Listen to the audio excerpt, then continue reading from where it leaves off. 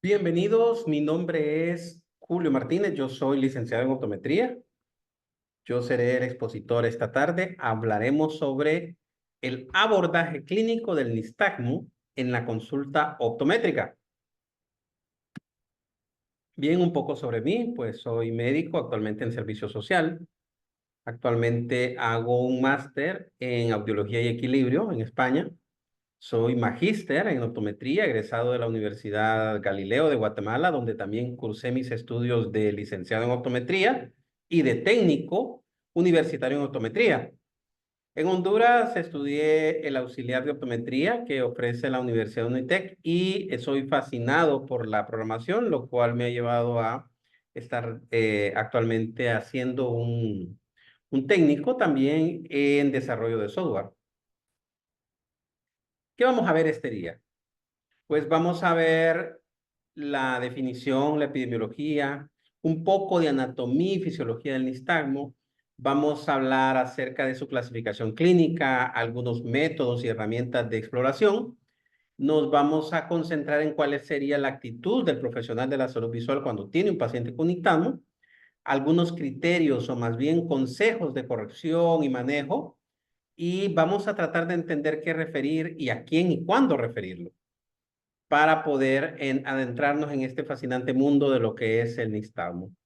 Primero que nada, quiero que entendamos el nistagmo no como una enfermedad, ¿sí? El nistagmo es más bien un signo clínico que nos invita a investigar algo que está ocurriendo en el paciente. Este algo puede estar afectando alguna parte de su cerebro a cualquier nivel y debido a que el ojo es parte de ese mecanismo que permite al paciente poder tener contacto con su entorno, interviene también en el equilibrio. Y al intervenir en el equilibrio puede estar asociado a problemas auditivos o a problemas incluso propioceptivos. Entonces, el nistagmo va a aparecer cuando exista una alteración per se que desencadene modificaciones en el mecanismo que va a mantener la posición ocular de fijación, precisamente por eso. Hablando de la epidemiología, podemos ver varios estudios, ¿verdad?, que concuerdan que más o menos el 1,3% de los pacientes podrían estar presentando algún tipo de nistagmo congénito, y de estos podemos ver que la gran mayoría van a estar relacionados con problemas que los podemos detectar en nuestra clínica, como cuáles, como la catarata, el albinismo, la retinopatía diabética, incluso algunos otros problemas como el retinoblastoma. Podrían estar asociados y pueden identificarse en la consulta. Vemos que hay algo interesante y es la oportunidad que tenemos de mejorar la condición de vida de nuestro paciente, ya que si ustedes se fijan del total de niños evaluados, que fueron 14 en este estudio, 11 de ellos presentaron una mejora en su visión cuando se le hizo una corrección óptica adecuada. Por otro lado, tenemos estudios abundan, por ejemplo, que habla acerca de nistagmo en infancia en 2017, donde se encontró una prevalencia de 24 por 10,000.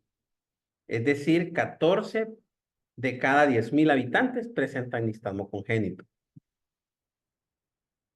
Hablemos un poco del nistagmo. Pues, en primer lugar, tenemos que entender que el nistagmo va a estar muy relacionado con esa incapacidad de mantener una fijación bifoveal, es decir, se va a caracterizar por la incapacidad que tiene el sistema oculomotor de mantener la fijación de ambos ojos sobre un estímulo puntual.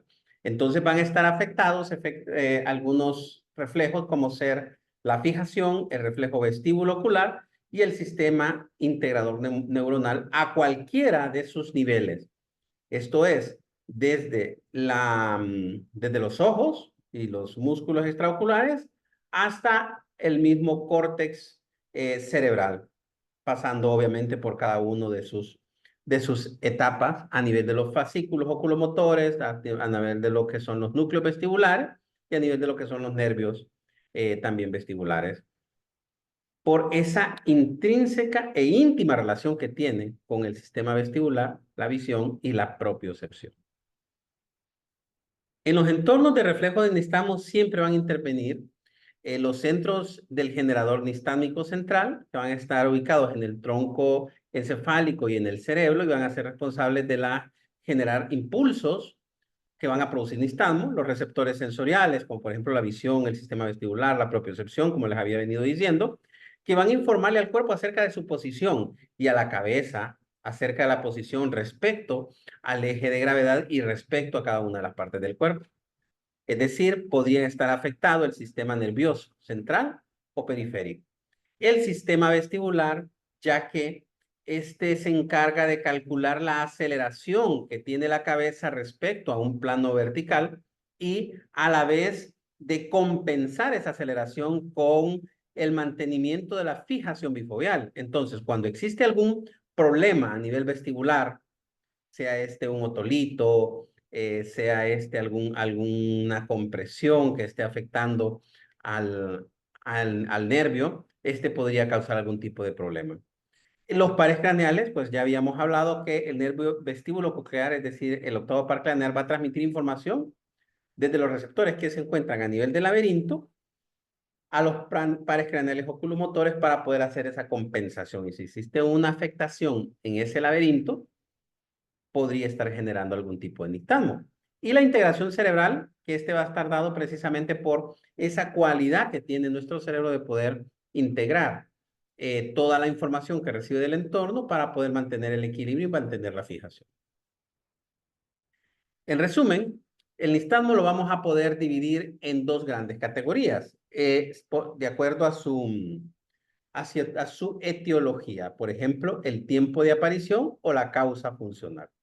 Dentro del tiempo de aparición vamos a pensar en dos cosas básicas antes de saber si este paciente lo debo atender yo o lo debería atender otro profesional. Y una de ellas es el nistagmo congénito. Es aquí donde vamos a tener nosotros el mayor campo de acción. No, siempre el manejo del paciente con nistagmo va a ser multidisciplinario, pero en el paciente con nistagmo congénito nosotros podemos hacer mucho por este paciente. Y tenemos al paciente con nistagmo adquirido, que estos son pacientes que anteriormente nunca habían presentado algún tipo de movimiento ocular y de repente lo presentan. Este tipo de pacientes por lo general va a tener una sintomatología muy florida, que va a estar relacionada con otros desequilibrios a nivel neurológico que van a acompañar ese nistagmo. Igual, hablando de la parte funcional, tenemos el nistagmo fisiológico y el nistagmo patológico. Saber distinguir entonces cuando un nistagmo es fisiológico, como por ejemplo el nistagmo infantil, como por ejemplo el nistagmo aprendido, que vamos a ver más adelante, nos va a permitir entonces saber cuándo podemos intervenir y cuándo deberíamos pensar en estudios mucho más avanzados, como son las imágenes diagnósticas, para detectar que no existe algún compromiso del sistema nervioso central o algún compromiso para la vida del paciente en este caso. Y tenemos el nistagmo patológico, como les estaba comentando, que por lo general va a tener una causa, una etiología que se va a poder rastrear de manera consecuente con el paciente en este momento. Y vamos a poder identificar su origen, sea por algún trauma craneal, sea por algún tumor compresivo, sea por algún ataque, bueno, incluso por un ataque de epilepsia, ¿verdad? Entonces, ese tipo de nistagmo, esos movimientos oculares no coordinados van a poder identificarse y rastrearse esa parte que lo está causando. Algunos tipos de nistagmo que me gustaría dejar bien marcados es lo que es el nistagmo congénito, ¿sí? Que va a estar caracterizado porque va a ser de afectación binocular, va a tener una amplitud similar en ambos ojos, va a tener va a ser por lo general en un solo plano y por lo general va a ser horizontal. formas de las ondas van a ser características. Vamos a entrar un poquito más hablando de eso más adelante. Podría estar disminuido o amortiguado con la convergencia. Esto es cuando nosotros ponemos al paciente a ver de cerca. En el nistagmo congénito vamos a notar que el paciente se esfuerza por mantener la fijación sobre el estímulo y podría estar aumentado por los intentos de fijación. Vamos a tener al principio un intento un intento de mantener la fijación y luego una recuperación rápida del movimiento. Puede haber superposición en el componente latente, puede haber inversión del reflejo optocinético, es decir, se podría mover hacia el lado diferente cuando hacemos nosotros lo que es la estimulación. Una oscilación asociada de la cabeza, el paciente puede estar tratando de compensar esa falta de fijación con movimientos de cabeza o incluso podría hacer movimientos compensatorios, como por ejemplo girar la cabeza hacia cierto punto a manera de poder hacer un bloqueo. Ya vamos a ver más adelante lo que es un bloqueo. Algo interesante es que no va a tener oscilopsia, es decir, no va a reportar que los objetos se mueven. Y el nistagmo fisiológico congénito, por lo general, el paciente cuando está dormido no lo tiene presente. Otra cosa interesante es ver el nistagmo espontáneo, en el cual vamos a ver el nistagmo periférico y el nistagmo central. El nistagmo periférico por lo general va a ser unidireccional, puede ser horizontal o horizonto rotatorio. Siempre va a aumentar al mirar del lado que está afectado